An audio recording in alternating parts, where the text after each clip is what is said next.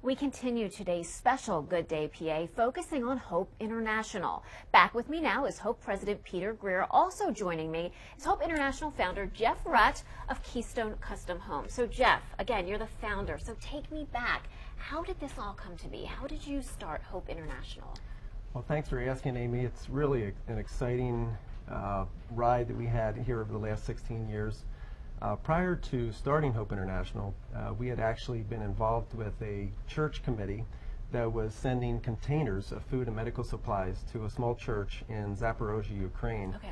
And we had gotten to know the pastor there, Pastor Leonid Petrenko, and we were excited about the fact that we had these great intentions and we were sending these containers to Ukraine. But what we didn't realize was, as these containers were showing up, and of flour and rice and all kinds of other things, and it was free, we were actually having an impact on the lady down the street that was trying to sell flour, for some kind of a profit.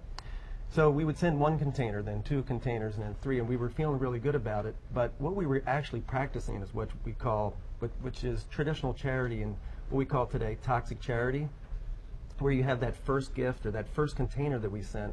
There was a lot of appreciation, right? Sure. The second container, there was a lot of anticipation, like when's the second container coming? The third container, there was some expectation.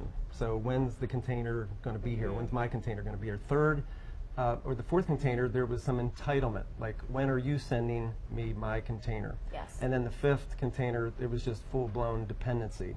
So we started looking at that and said, what can we do to completely turn this around and help these folks use their gifts and talents and God-given skills to work themselves out of poverty? So I did a lot of reading and learned about some other organizations that were doing something similar, this Christ-centered microfinance in other parts of the world. So we started coming alongside of these folks, started with 12 loans. A few years later, to fast forward, this brilliant, humble leader sitting next to me came to Hope and just really grew the organization to the point we're serving 575,000 clients today. Gosh. I just want to tell you about one of those, a client that my daughter and I had the opportunity to meet in Burundi a few years ago. Her name is Anastasia, and she got a $20 loan to start a small business serving the needs of couples who are getting married. Weddings are a huge deal in Burundi, even though it's the third poorest country in the world. And she started by getting a $20 loan to buy 20 chairs. And so she started it. She eventually grew that business to have 200 chairs, 200 place settings, and 200 baskets she uses to serve these couples. She even has 3 wedding dresses, a small, medium, and large, that she serves these couples with. So her dream, and all of these clients, all 575,000 of them have a dream. They want to improve their life. And so her dream was that her 2 little girls, I think were 2 and 5 at the time, would someday be able to go to the university there in Bujumbura. So it's just really exciting to see how that opportunity, we didn't really give her anything. There was no toxic charity involved. You empowered her. We empowered her. Absolutely. And you're the owner of Keystone Custom Homes, which is a huge supporter of Hope International, right? Yes. That's just absolutely wonderful. Peter, I want to turn to you now. Nearly 10 years now, you've been part of Hope International. How have you seen these services really help rescue people from poverty and help them contribute to their families and their communities? Yeah, so whether it's the story that you just heard about a wedding business, or whether it's the video of Fadzai that you just saw as well, these are stories that are representative of so many other stories.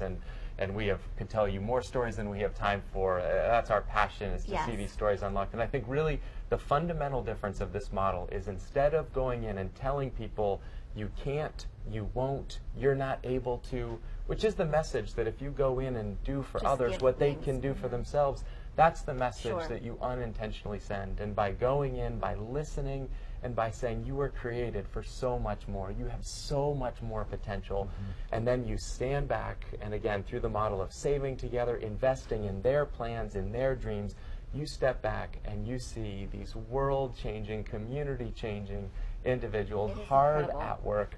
And that's really the joy, and that's where the passion that we have for this model is, because again, these are real stories of incredible change. Okay, we will be right back.